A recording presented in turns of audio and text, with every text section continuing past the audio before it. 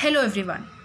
I am Mahima Sharma of Shama Prasad Mukherjee College, Political Science Honours, 4th semester. Here I am going to present my PowerPoint presentation on the topic Powers and Functions of Public Representatives at Different Tiers of Government. For introduction, as we all know, the India is the largest democracy of the world, that is, of the people, for the people, and by the people. Here we are going to discuss about the responsibility of representatives at different levels of government. How do they help the citizens and how they work as representatives. Introduction to the Parliament of India. Article 79 of the Constitution of India provides that there shall be the Parliament for the Union, which shall consist of the President and two Houses, to be respectively known as the Council of States and the House of People. The Constitution has stipulated a bicameral system of legislature in which Indian Parliament consists of two houses, that is the Rajya Sabha, the upper house, Lok Sabha, the lower house. The Lok Sabha consists of representatives directly elected by the people on the basis of universal adult franchise.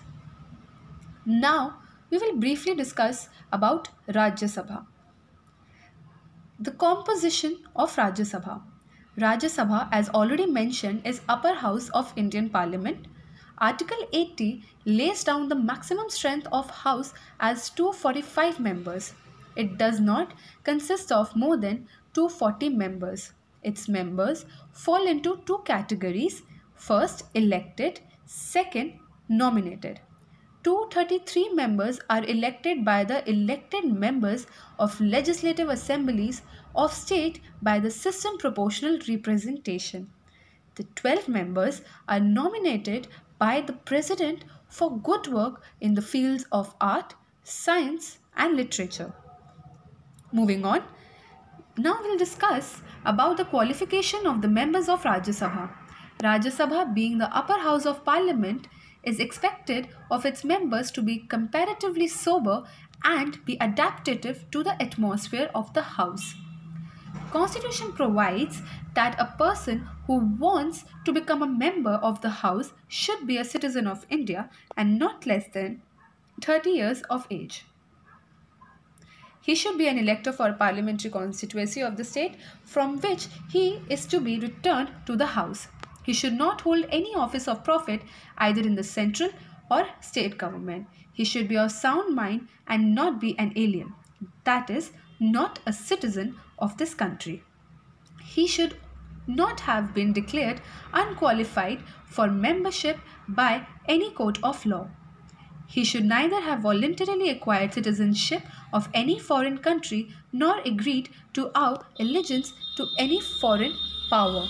After his election to the Rajya Sabha as a member, shall ordinarily continue to be a member of a period of 6 years. He cannot simultaneously hold membership of the Lok Sabha. In case he becomes a member of the other house at any stage, he will have to give up the membership of other of the houses of parliament. Now moving on, functions and powers. As we all know, functions and powers are very important when it comes to talk about public's representation. Rajya Sabha, being the upper house of Indian Parliament, does not possess co-equal powers with Lok Sabha in money matters. In financial matters, it has much less power than the Lok Sabha. Here, we are also going to discuss about the three broad categories of functions and powers of Rajya Sabha. First, money bills. Second, control over executive. Third, co-equal powers. As I've already said in the introduction about the money bills, that as far as money matters are concerned, Rajya Sabha is of course much weaker than the Lok Sabha and much less than the Senate of the US. All money bills can originate only in the Lok Sabha, but not in Rajya Sabha. If any bill is passed by the Lok Sabha and is sent to Rajya Sabha, the House cannot delay it for more than 14 days. In case money bill is not returned within a period, that will be treated as passed. However, if the bill is returned within the period with any suggestion or modification, it is for the Lok Sabha to accept such changes or not, but in the cases, the money bill need not to be returned to that house.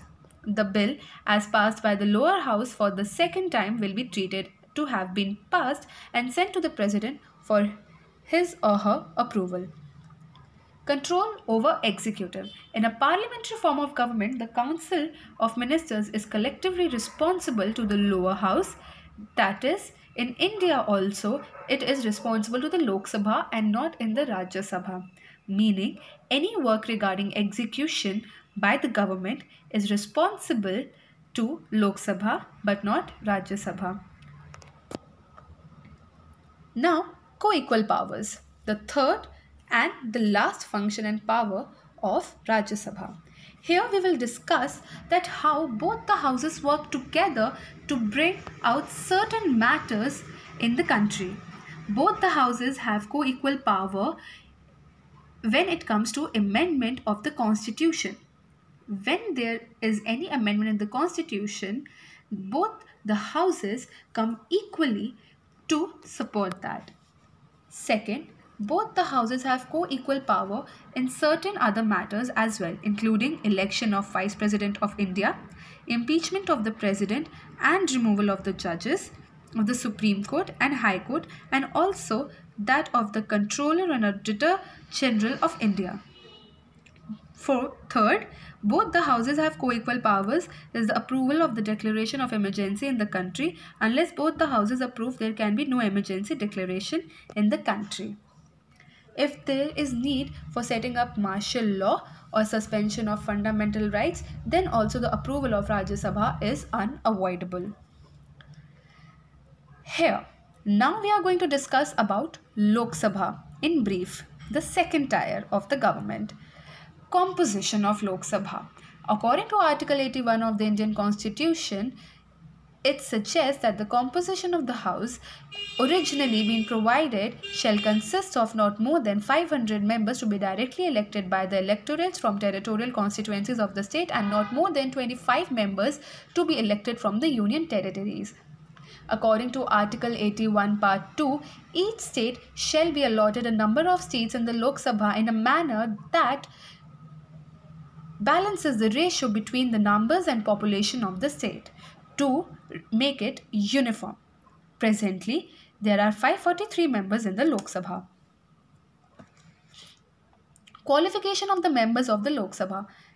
He should be a citizen of India, not less than 25 years of age, must reside in the constituency for a minimum period as prescribed by the law, should not be of unsound mind, should not otherwise be disqualified to become a member of the Lok Sabha, should not hold any office of profit either in the central or in the service of state government, should subscribe that he owes allegiance to the Constitution of India and will uphold country's unity and integrity.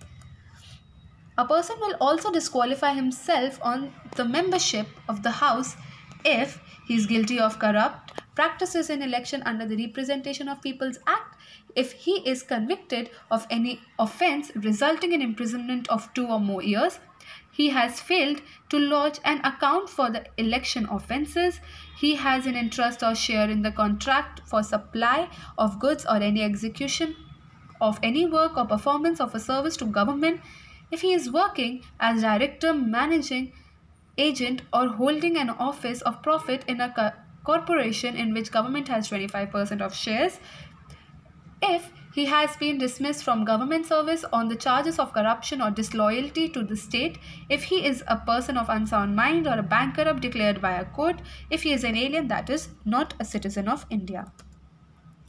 Now, again, we will discuss about the function and powers but not Rajya Sabha, Lok Sabha. The powers and functions of Lok Sabha are broadly categorized in 3 categories, that is legislative functions, executive functions, electoral functions. Moving back to legislative functions, here we are discussing about the money matters. As already said during the functions and powers of Rajya Sabha, any bill Even non-money bills are being passed by Lok Sabha. If there is a delay in decision from the Rajya Sabha, or if they give any suggestions and modifications, it is up to the Lok Sabha whether it should be addressed or not. In case the bill is received with some modification which are not accepted by the Lok Sabha, that need to be sent back to Rajya Sabha, but it is sent direct to President for his approval. Executive function. The control over the executive under the Constitution of the Council of Ministers is jointly and collectively responsible to the Lok Sabha. It can remain in position and authority only as long as it enjoys the confidence of the majority in the House. As soon as the confidence is lost, the ministry is supposed to resign. During the difficult times for the government, when opposition moves a vote of non-confidence in Lok Sabha against the government, during this period when the motion of non-confidence is under discussion, the opposition launches frontal attack on the government on grounds of failure of its policies. It badly criticizes its policies and exposes its weaknesses, false and flattering. On its own side, the government defends its policy, and if in the end the motion is successfully carried out, the government is forced to resign. Electoral functions. The Lok Sabha has also electoral functions to perform. In the election of the President, the Lok Sabha is an integral part of the Electoral College which is constituted to elect him. Since the votes of the members of all the state legislative assemblies for the election of the President have been equated with those of the members of the Parliament, therefore the role of Lok Sabha in the election process is very important and significant. State Legislative Assembly. Third most important tier of our Indian government. Here are some two pictures of state legislative assemblies of the states. The State Legislative Assembly, also known as Vidhan Sabha, is a legislative body in the states and union territories of India. In the 28 states and 3 union territories with a unicameral state legislature, it is the sole legislative body, and in 6 states it is the lower house of the bicameral state legislature, with the upper house being State Legislative Council. The State Legislative Assembly works on the state level. The qualification to become an MLA, that is, Member of the Legislative Assembly. A person must be a citizen of India, not less than 25 years of age, should be mentally sound, should not be bankrupt, and must be enrolled on the voters list of the state for which he or she is contesting an election. He or she may not be a member of Parliament. He or she should also state an affidavit that there are no criminal procedures against him or her. Special powers of the State Legislative Assembly. A motion of non-confidence against the government in the state can only be introduced in the State Legislative Assembly. If it is passed by a majority vote, then the Chief Minister and her or his councils of ministers must collectively resign. A money bill can only be introduced in State Legislative Assembly. In matters related to ordinary bills, the will of State Legislative Assembly prevails and there is no provision of joint sitting. Now coming to the fourth most important topic of the governmental tier is local self-government.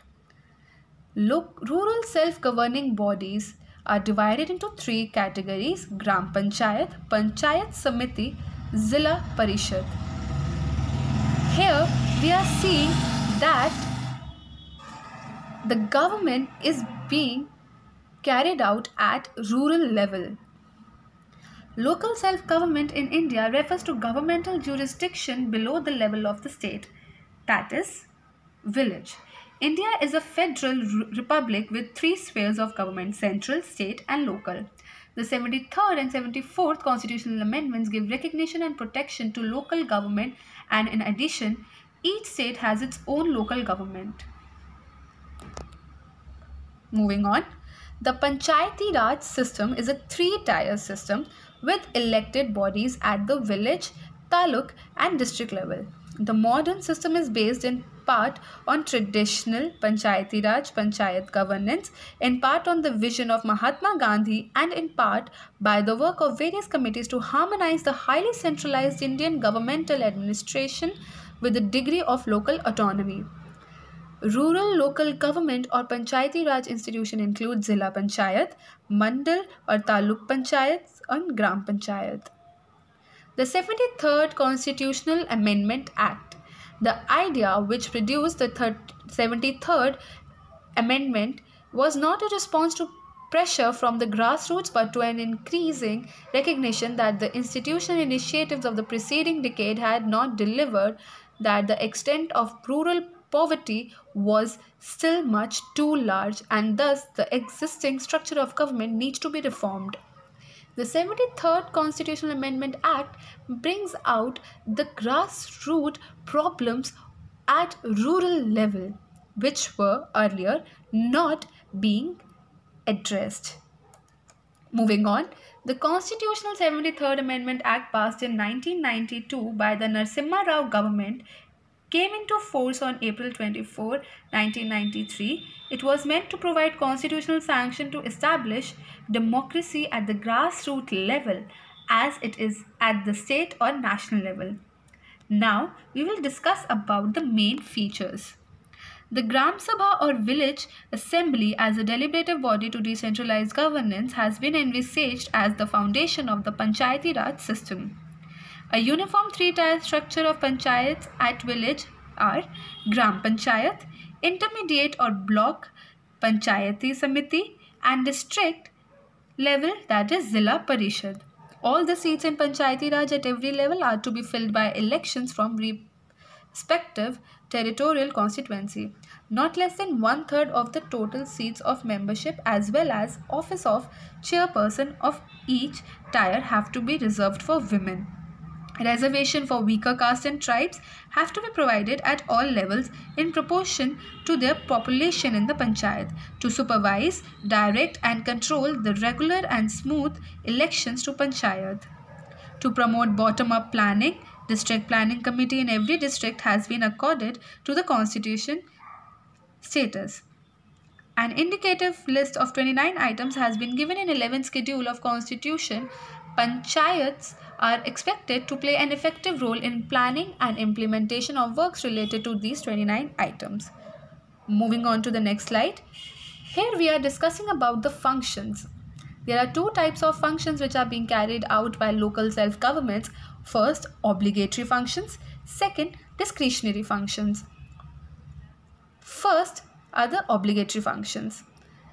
Supply of pure and wholesome water, construction and maintenance of public streets, lighting and watering of public streets, cleaning of public streets, places and sewers, regulation of offensive, dangerous or obnoxious trades and callings or practices, maintenance or support of public hospitals, establishment and maintenance of primary schools, registrations of birth and deaths, removing obstruction and projections in public streets, bridges and other places, naming streets and numbering houses, maintenance of law and order.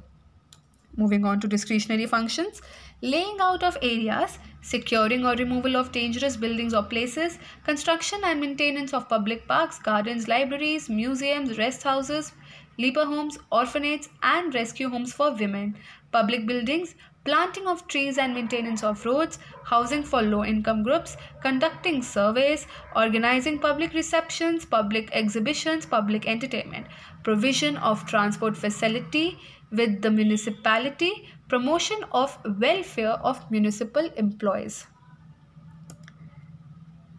Thank you so much for patiently listening and paying attention to my topic, which lays out the functioning of government and different levels.